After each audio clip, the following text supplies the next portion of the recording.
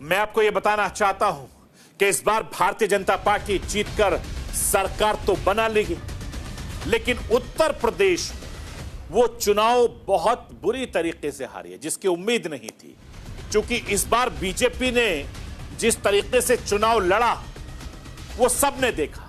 उत्तर प्रदेश लगातार भारतीय जनता पार्टी को सीटें देता रहा, लेकिन इस बार उत्तर प्रदेश के मतदाताओं ने उनको वोट कम दिए। उत्तर प्रदेश में राहुल गांधी से लेकर प्रियंका गांधी, अखिलेश यादव से लेकर तमाम लोगों ने बड़ी मेहनत की थी और भारतीय जनता पार्टी को जबरदस्त पटखनी दी थी। पिछले 2 लोकसभा चुनाव में उत्तर प्रदेश में शानदार प्रदर्शन करने वाली भारतीय जनता पार्टी को तीसरी बार यानी इस बार बड़ा झटका लगा है।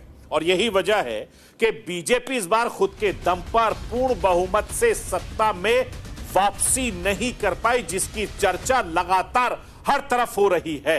मैं आपको यह भी बताना चाहता हूं कि उत्तर प्रदेश में करारी हार पर मंथन के बीच पीएम मोदी बनारस दौरे पर हैं। सत्ता की हैट्रिक लगाने में बीजेपी कामयाब तो जरूर हुई, लेकिन इस बार बीजेपी अपने दम पर सत्ता में वापसी नहीं कर पाई। सहयोगी दलों के भरोसे बीजेपी सरकार में बनी हुई है।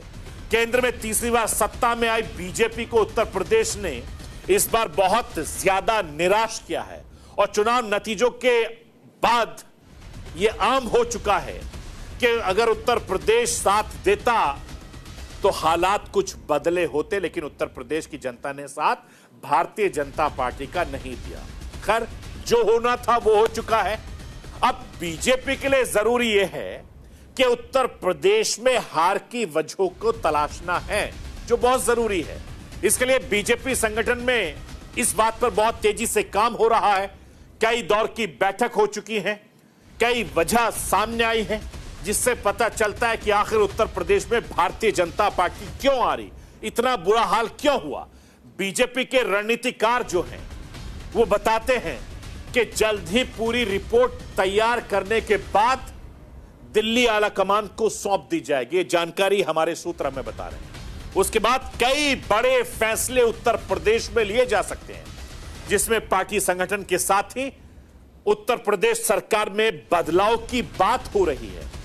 और मेरे सूत्र यह भी बता रहे हैं, जो हमारे पास खबर आ रही है, कि उत्तर प्रदेश में हार की शुरुआती रिपोर्ट तैयार हो गई है।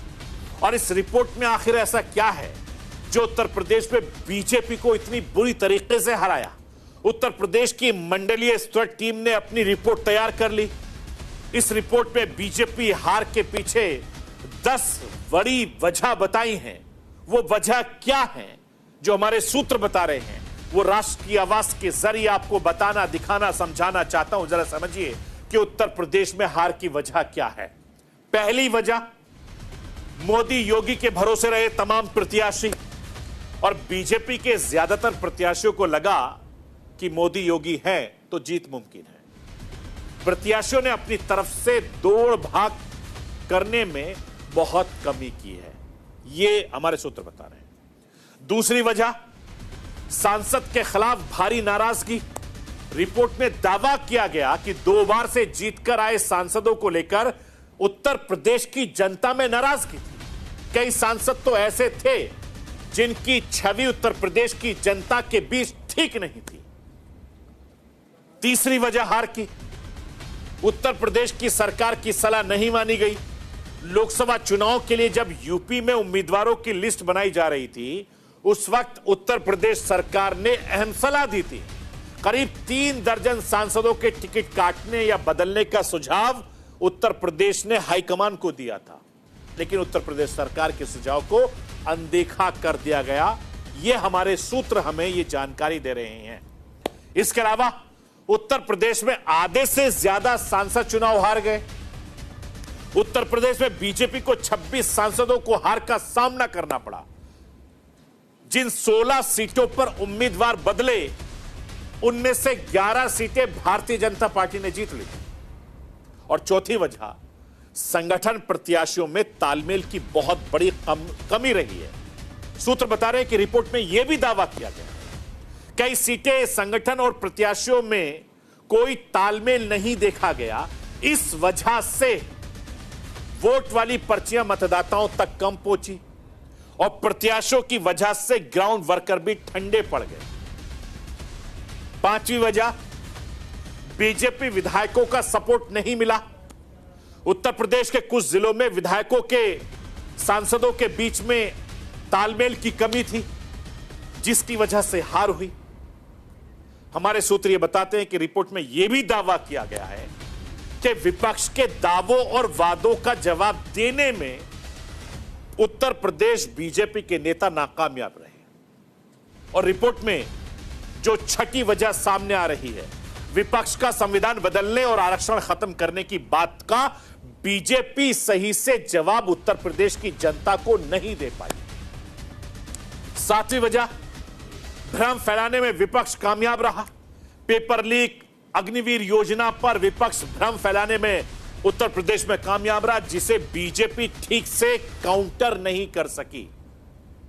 और आठवीं वजह, कांग्रेस का हर महीने 8,500 देने की गारंटी का नुकसान। कांग्रेस की 8,500 रुपए महीने की गारंटी वाली स्कीम ने मतदाताओं को खासा लुभाया है, जबकि बीजेपी इस स्कीम के काउंटर में कोई सटीक गणित उत्तर प्रदेश की जनता को नहीं समझा सकी।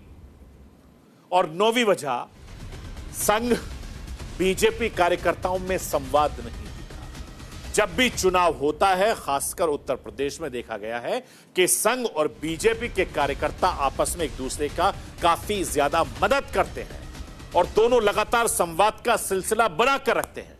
लेकिन इस बार उत्तर प्रदेश में ऐसा नहीं हुआ, ऐसा हमारे सूत्र भी दावा कर रहे हैं। और 10वीं बड़ी वजह, बीजेपी का प्रचार भी जमीनी स्तर पर वोटर से जुड़ाव की वजह से मशीनी स्तर पर दिखा।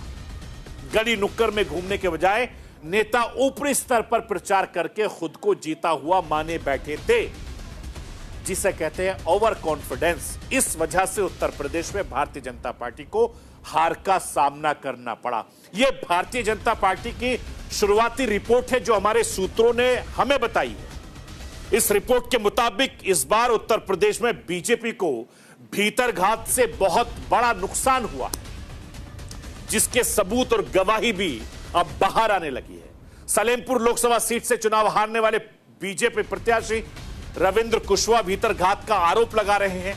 मैं राष्ट्र की आवाज के जरिए रविंद्र कुशवाहा को सुनवाना चाहता हूं, सुनिए सरेआम किस तरीके से वो भीतरघात का आरोप लगा रहे हैं। भीतरघात तो मैं तो सीधा सीधा मैं बोल रहा हूं ना कि अब भीतरघात नहीं कर रही है।